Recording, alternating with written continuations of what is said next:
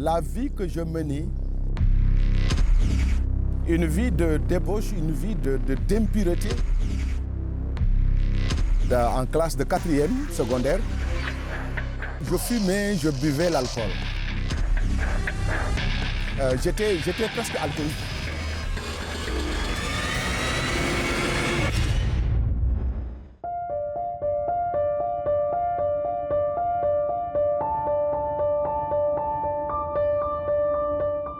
Je m'appelle le pasteur Walissar. Je suis né dans un village dans la région de Fatick, département de Foundiougne. Le village s'appelle Mbassis. Alors c'est là où je suis né, c'est là où j'ai grandi. J'ai vécu comme tout enfant du Sénégal. Je suis né dans une famille, si nous comprenons le Sénégal et en Sérère, dans une famille qui était responsable de circoncision. Il s'appelle le Ndout en Sérère. Alors mon père était gardien de circoncis et mon oncle maternel aussi était gardien de circoncis. Et ceux qui comprennent la circoncision ou l'initiation en Sérère, le Koumach et le Yaïnoudjoul. Alors donc c'est là dans cette famille que je suis né et j'ai grandi dans cette famille jusqu'à l'âge d'aller à l'école. Très jeune, c'était à l'âge en classe de 4e secondaire. Alors, je fumais, je buvais l'alcool. La fumée, je me cachais aux parents et comme je n'avais pas de quoi acheter de l'argent, alors je demandais les mégots aux gens de ma génération et aux plus grands. Alors c'est ainsi que de temps en temps, je veillais pour voir si mon père est sorti. Alors j'allais dans ses poches, fouiller ses poches pour trouver de l'argent et aller acheter la cigarette. Mais un jour quand même, il m'a tellement grondé que quand je mets de l'argent ici, pourquoi tu les prends? Et ainsi de suite, tu penses que je ne te vois pas. Alors c'est ainsi qu'il m'a vraiment grondé ce jour-là, mais cela n'a pas empêché que je continue à fumer la cigarette. Au fur et à mesure que je continuais à grandir, l'alcool, c'est juste encore quand j'ai commencé à fréquenter des endroits où les gens prenaient de temps en temps l'alcool. Et j'accompagnais des gens qui le prenaient et finalement, je commence à goûter petit à petit. Mais je suis devenu vraiment alcoolique au moment où j'ai commencé à enseigner vraiment. Jusqu'à l'âge de à peu près 18, 19, 20, comme cela, il y a un pasteur un jour qui est venu au village et ce pasteur a commencé à parler de Jésus. Alors cela m'intéressait beaucoup et le premier contact que ce pasteur a eu avec moi, il parlait surtout avec mon grand frère et moi j'étais à côté écoutant ce qu'il disait et finalement, bon, en rentrant, il m'a remis un papier et c'était un questionnaire et j'ai répondu aux questions. Quand il est revenu quelques jours après, je lui ai remis le questionnaire et après il a corrigé et quelques temps après il m'a amené un petit certificat. Et dans ce certificat, il y avait un tampon BP40 Dakar. Alors c'est ainsi qu'en enseignant petit à petit, jusqu'à ce que les années ont passé et j'ai fait le recrutement, je suis allé dans l'armée. Alors j'ai fait 2 ans de service militaire à la Marine nationale. Alors quand j'ai quitté la Marine nationale, je me suis rangé à la Marine marchande pour continuer la formation à l'école maritime. Alors c'est ainsi que j'avais mon brevet de capacité professionnelle maritime.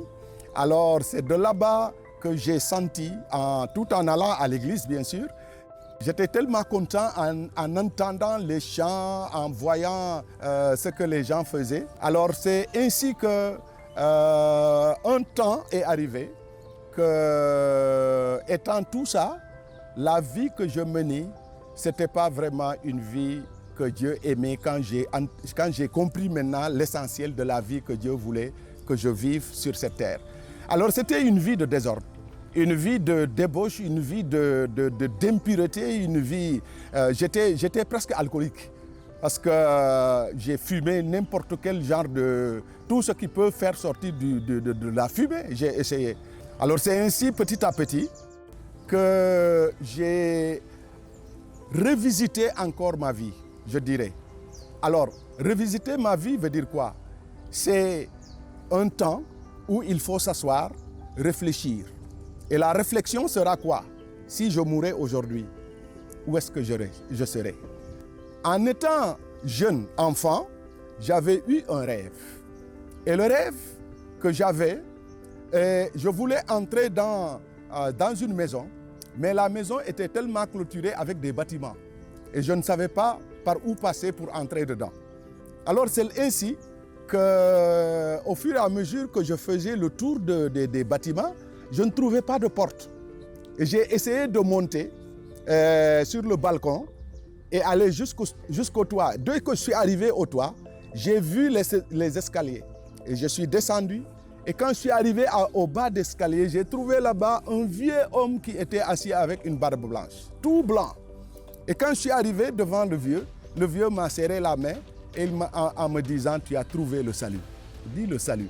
C'est quoi le salut? Alors moi, c'est le mot seulement qu'il m'a dit « Tu as trouvé le salut ». Et c'est ainsi que j'ai posé des questions, bien sûr, à mon père. Et la réponse ne me satisfaisait pas tellement. Et c'est au fur et à mesure maintenant que je partais à l'église, je voyais que c'est comme je me rapproche de ce que le vieux là m'avait dit, le salut là. Mais cette question-là me revenait toujours, comment faire pour aller au paradis?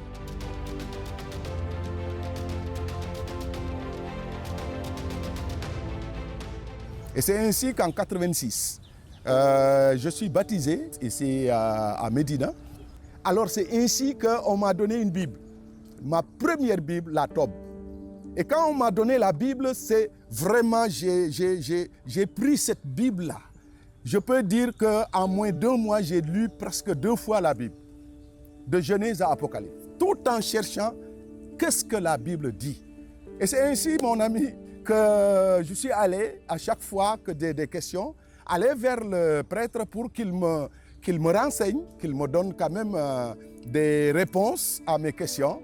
Et en rentrant dans cette église, à la porte, juste, j'ai vu là-bas, sur le tableau, BP 40, Dakar. Je dis, tiens, le certificat qu'un pasteur m'a donné au village, dans les années 70, ça vient d'ici. Et c'est ainsi que je suis rentré à l'intérieur. Quand je suis rentré à l'intérieur, j'ai trouvé le directeur de ICI, à l'époque, les cours par correspondance. Et exactement, le cours que j'avais fait aussi venait de là-bas. Et je lui ai dit la raison pour laquelle je suis venu chez lui le voir. Et il m'a dit, OK, je suis à vous. Et c'est ainsi que j'ai commencé à poser des questions. À chaque question que je pose, il m'a donné une Bible. Il dit, va voir dans telle page et lis dans tel verset, tel chapitre.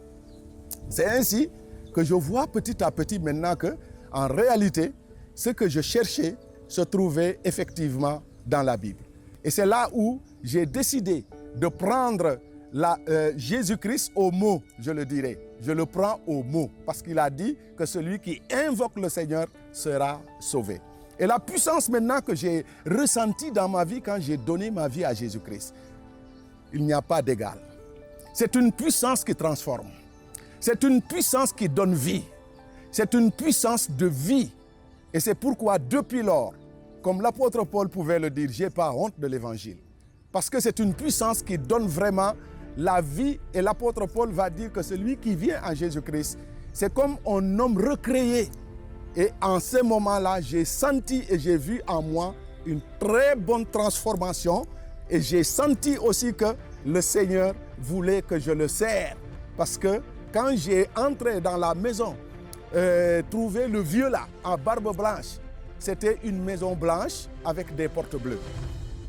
Et cela, quand le Seigneur m'a appelé au ministère, le premier jour que je suis venu ici à Keur Massar, j'ai trouvé des bâtiments blancs et des portes bleues.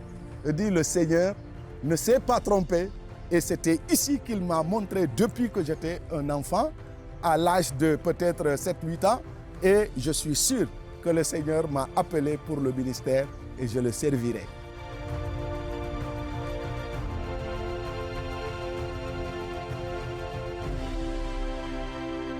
Je suis marié.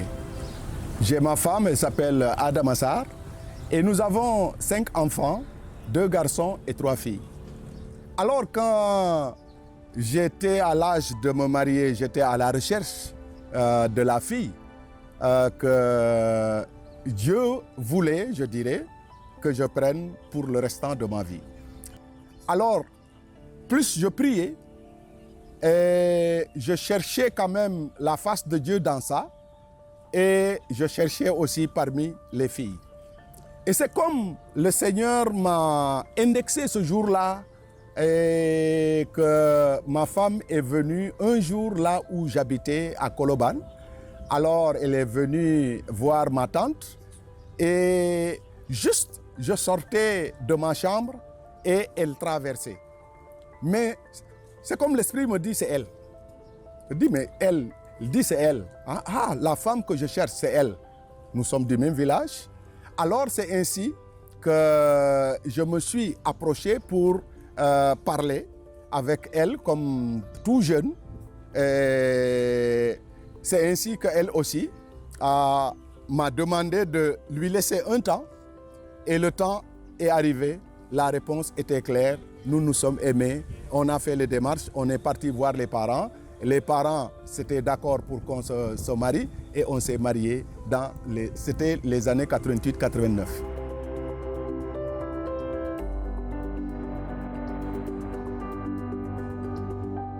Je m'appelle Ada Massar. Je suis la femme de Wali Sarr. On s'est rencontrés ici même à Dakar. Ce moment-là, j'étais à Pékin, lui, il était à Koloban. Donc, c'est là où on s'est rencontrés. Le lieu, c'était à Koloban, ce moment-là.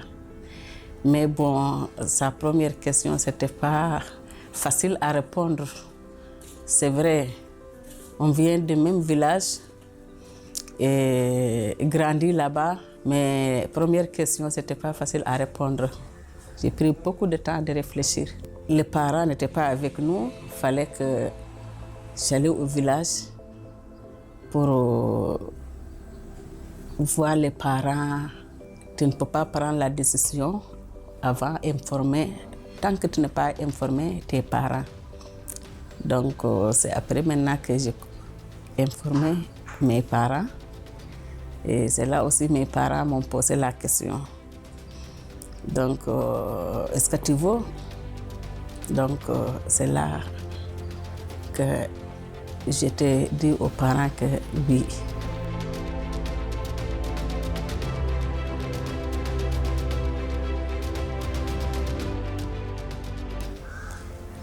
Quand on est fiancés, ce moment-là, lui, il était catholique. Moi, j'étais musulman. Je lui disais que moi, je vais rester toujours dans ma religion et lui aussi, il reste aussi dans sa religion. Et c'est après maintenant, quand on a fait les fiançailles, mais la date de mariage n'était pas encore. Parce que c'est nous souvent, tu peux fiancer et vous pouvez rester 2, 3 ans ou 4 ans même avant de se marier. Donc, dans le milieu là maintenant, qu'elle a accepté le Seigneur Jésus-Christ. Et moi, j'étais toujours musulman. Mais souvent, il vient, il me parle de l'évangile. Mais je n'étais pas vraiment ouvert mon cœur à Jésus, parce que je n'avais pas compris. Et il continue toujours de me parler. J'ai dit, ah bon, tu es quoi maintenant? Il m'a dit que je suis chrétien évangélique. Et je pratique maintenant la Bible. J'ai dit, ah bon? Il m'a dit oui. J'ai dit, hey, mon ami, reste dans ta religion, tu me laisses avec ma religion. Bon, il continue toujours qu'il me parle. Jusqu'à un jour maintenant, il m'a parlé de dernier temps.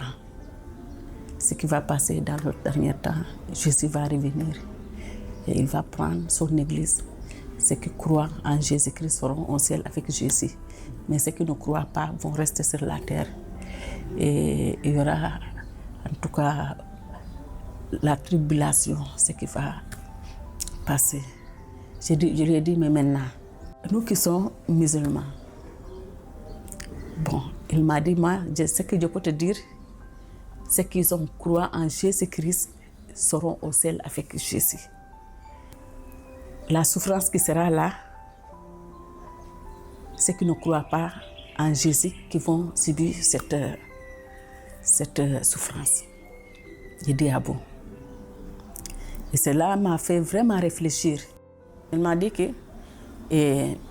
quand le jugement, Jésus va venir avec l'Église pour combattre, pour faire la fin. Et ceux qui seront sur la terre vont mourir, mais ceux qui seront avec Jésus vont vivre éternellement. J'ai dit, ah, moi je ne veux pas mourir et je veux vivre.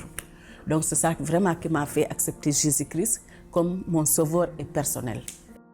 Ce que je ne peux pas oublier de ce que Jésus-Christ a fait pour moi. Et il y avait un jour, la nuit, je me suis réveillée pour aller aux toilettes. Donc, quand j'ai terminé, comme le lavabo était ici, et je me suis allée dans le baignoire pour me laver mes mains. C'est vrai, le lavabo est là. Dès que je me suis allée pour laver mes mains, et c'est là où le chauffe-eau a quitté en haut pour tomber là où je devais aller pour laver le lavabo, pour laver mes mains. Et je veux dire que ce jour-là, je ne peux pas oublier.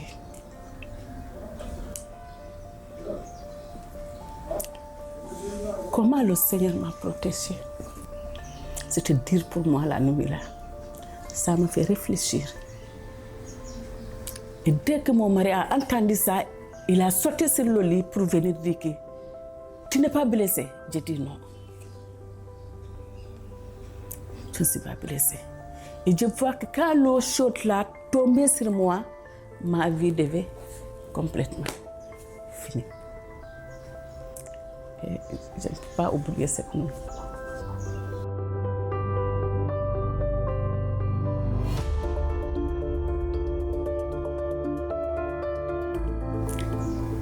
La deuxième.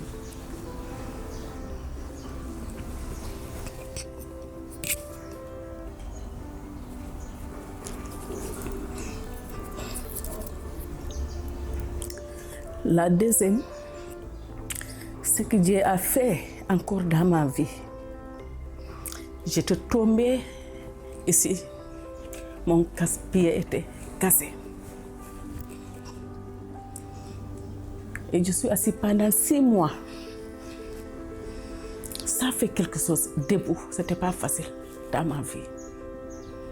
Et je ne peux pas oublier la grâce que le Seigneur a fait dans ma vie. C'est-à-dire, mais je sais, en tant que servante de Christ, je savais que Dieu n'avait pas fini pour moi.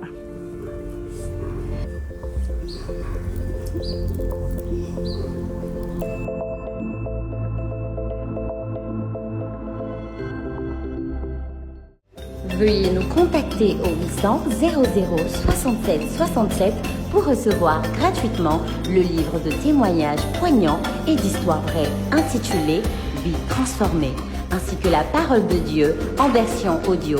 Appelez dès maintenant au 800 00 67 67 et obtenez gratuitement votre livre ainsi que la parole de Dieu en audio. Nos équipes vous attendent chaleureusement pour répondre à votre appel et vous assister dans votre démarche. jokkoo leen ci 800 00 67 67 te bu boobaa di ngeen jot téere boo xam ne day wax ci dund yu soppeeku ak li ngeen di dégloo te doo leen fay dara kon boo leen jokkoo ci buum bi di ngeen dal ci ay nit yoo xam ne dinañ leen déglu dalal leen te tontu bépp laaj boo xam ne am ngeen ko.